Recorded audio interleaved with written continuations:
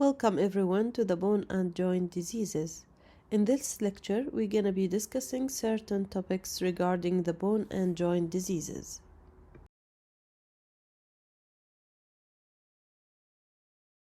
Joint diseases can be classified according to the etiology as the following: degeneration. The most common example is osteoarthritis. Immune mediated injury. The most common example is rheumatoid arthritis. Metabolic derangements, like in gout. Infections, like in infectious arthritis. Before starting the discussion on different types of joint diseases, let's review briefly the functions of the articular cartilage. The articular cartilage serves as a low friction surface that transmits loads into the underlying bone. Furthermore, the cartilage resists the compression and acts as a cushion through its extracellular matrix. So it spreads the loads or the weight across the joint surface so the underlying bone can absorb the shock or the weight load. Let's start with osteoarthritis. Osteoarthritis is also called degenerative joint disease and is considered the most common disease of joints. It's considered also as a part of aging process because more than 40% of patients are older than 70 years old. Osteoarthritis is characterized by degeneration of the cartilage that results in a structural and functional failure of the synovial joint. So it's considered as an intrinsic disorder of the cartilage in which the chondrocytes respond to stresses resulting in the breakdown of the matrix and the failure of its repair. Osteoarthritis is classified into primary or idiopathic and secondary osteoarthritis. Idiopathic or primary osteoarthritis is the most common type. In most instances, it appears insidiously, without a known initiating cause, as an aging phenomenon. In these cases, the disease is usually oligoarticular, which means it just affects few joints. In about 5% of cases, osteoarthritis appears in younger individuals with some predisposing conditions, such as joint deformity, a previous joint injury, or an underlying systemic disease. In these settings, the disease is called secondary osteoarthritis. Osteoarthritis is not exclusively a wear and tear phenomenon, but mechanical stresses and aging are involved too. Genetic factors also seem to contribute to osteoarthritis susceptibility. Osteoarthritis is considered as an insidious disease, predominantly affecting patients in their 50s and 60s. Patients usually present with deep aching pain exacerbated by use, relieved by rest, morning stiffness, crepitus, and limited range of motion. The joints commonly involved include the hips, knees, lower lumbar and cervical vertebrae, proximal and distal interphalangeal joints of the fingers, first carpometacarpal joints, and first tarsometatarsal joints. However, the knees and hands are more commonly affected in women, while hips are more commonly affected in men.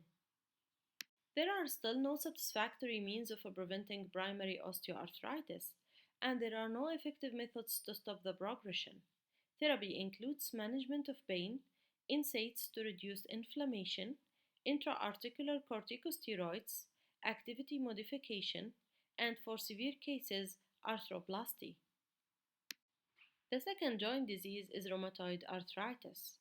Rheumatoid arthritis is a chronic inflammatory disorder of autoimmune origin that principally attacks the joints, producing a non-suppurative, proliferative, and inflammatory synovitis. The disease primarily affects small joints of the hand and feet, and often progresses to the destruction of the articular cartilage, and in some cases, adhesion of the joints, which is called ankylosis.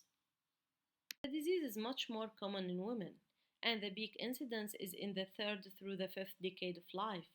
Extra-articular lesions may occur in the skin, heart, blood vessels, and lungs. The characteristic histologic features include synovial cell hyperplasia and proliferation, dense inflammatory infiltrate of CD4 positive helper T cells, B cells, plasma cells, dendritic cells, and macrophages. Increased vascularity resulting from angiogenesis. Neutrophils and aggregates of organizing fibrin on the synovial and joint surfaces. osteoclastic activity in the underlying bone, allowing the synovium to penetrate into the bone, causing periarticular erosions and subchondral cysts. Figure A shows a schematic view of a joint lesion in rheumatoid arthritis. Figure B shows marked synovial hypertrophy and formation of villi. Figure C shows subsynovial tissue containing dense lymphoid aggregates. Together, all the changes mentioned in the previous two slides produce a pannus. A pannus is a mass of edematous synovium with inflammatory cells, granulation tissue, fibroblasts that grow over the articular cartilage and causes its erosion. In advanced untreated cases, the pannus can bridge the bones to form the fibrous ankyloses and may later ossify to form bony ankyloses. Other consequences include subarticular bone erosion, destruction of tendons, ligaments, and joint capsules resulting in joint deformities, as in radial deviation of the wrist, ulnar deviation of the fingers, flexion hyperextension abnormalities of the fingers called swan neck deformity, and boutonniere deformities. Swan neck deformity is a deformed position of the finger in which the joint closest to the fingertip is permanently bent toward the palm, while the nearest joint to the palm is bent away from it. That means distal interphalangeal flexion with proximal interphalangeal hyperextension. Boutonniere deformity is a deformed position of the fingers in which the proximal interphalangeal joint is permanently bent toward the palm, while the farthest joint, which is the distal interphalangeal joint, is bent back away. This means proximal interphalangeal joint flexion with distal interphalangeal joint hyperextension. Rheumatoid nodules are infrequent manifestation of rheumatoid arthritis, affecting around 25% of patients. Typically, they occur in the subcutaneous tissue including the forearm, elbow, occiput, and the lumbosacral areas, especially in the areas that are exposed to the mechanical pressure. Microscopically, they resemble the necrotizing granuloma. Rarely, rheumatoid arthritis can involve the lungs. The diagnostic criteria for rheumatoid arthritis includes 7 characteristic features, of which you need at least 4 features to diagnose rheumatoid arthritis. The diagnostic criteria includes severe joint pain and morning stiffness, arthritis in 3 or more joint areas, arthritis of small hand joints, symmetric arthritis, rheumatoid nodules, serum rheumatoid factor, and typical radiographic changes. At least 4 features are needed for the diagnosis. Clinically, in about half of patients, rheumatoid arthritis begins slowly and insidiously with malaise, fatigue, and generalized musculoskeletal pain. After several weeks to months, the joint becomes involved. The pattern of joint involvement is generally symmetrical. The hand, feet, wrist, ankles, elbows, and knees are the most commonly affected joints.